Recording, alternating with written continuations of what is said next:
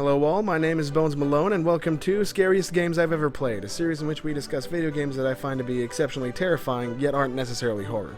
At least for the most part. Now the game that most recently has kept me up at night, staring at the sinister looking pile of clothes in the corner of my bedroom, is Turok Evolution. And yes, I am well aware that this isn't exactly the best title in the series, and maybe it was responsible for the death of a studio, but that's not what I'm here to talk about. I'm here because this game is fucking terrifying. Now, starting off, I should say that, much like my analysis on Far Cry, this game in its entirety really isn't that scary. In fact, I'd say there's a certain catharsis to raining hot lead onto thine enemies and granting a swift but gruesome death with one swing of your blood-soaked axe. But the horror of this game lies in smaller portions. It stays suspended in a handful of segments that are quick to remind you that brutalizing lizard people isn't the only thing you should be concerned about. And such segments start as early as the second level. Now, maybe I have something against velociraptors. I absolutely have something against velociraptors. Fuck velociraptors. Fuck. Okay, so I guess that wasn't so bad. I mean, I've been assaulted by far worse. But here I go, minding my own business, right into the next level, and fuck me. This is the exact kind of thing that makes me decline invitations to go swimming. And there are several moments just like these scattered about all throughout the game, and they all raise my heart rate to uncomfortable levels.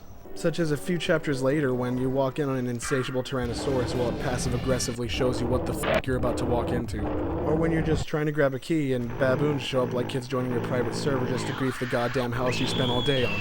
And just when I had felt like I'd seen everything there is to see, the fucking statue people just hop off their platform like they've been waiting all day for this shit. And you know, it sounds like taking to the skies and soaring through the air might offer some peace, but of course, these really only account for smaller parts of different levels, and overall, they're not really scary. Perhaps within the moment, but in a larger scale, they're forgettable. And I would go as far to say that this game doesn't even qualify for the scariest games I've ever played, if it wasn't for one level in particular. And this level has solidified Turok Evolution into the list of scariest games I've ever played. And this level so happens to be Death from the Deep. Now, in previous episodes, I may or may not have mentioned my case of deep-set thalassophobia, as I've self-diagnosed myself with chronic thalassophobia. But I have deep-set thalassophobia, and plesiosaurs make it worse. And the level begins innocently enough. After surviving your onslaught of lizard people, magic assholes, and fucking living statues, it comes off like any other level. Until you step forward and find a body of water absolutely littered with plesiosaurs, and let it sink in. Yes, you do have to dive in with them.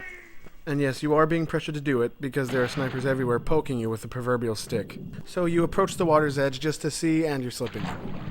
And the moment you touch the water, it's like every plesiosaur just got the ring notification, and now they're rushing to welcome you. And that horrid sound they make. It's so fucking eerie, and you can hear it above water. It's like they're verbally telling you just to give up and fucking dive back in. And what, did you think you'd be safe on land? What the fuck do you think this is, Far Cry? It's like your public enemy #1 on Plesiosaur's Most Wanted, and whoever gets the goddamn kill shot gets $1 million. But hey, at least when you have the high ground you can take some cheap shots at them and flex your natural ability to breathe oxygen and shoot guns. Unlike when you're underwater.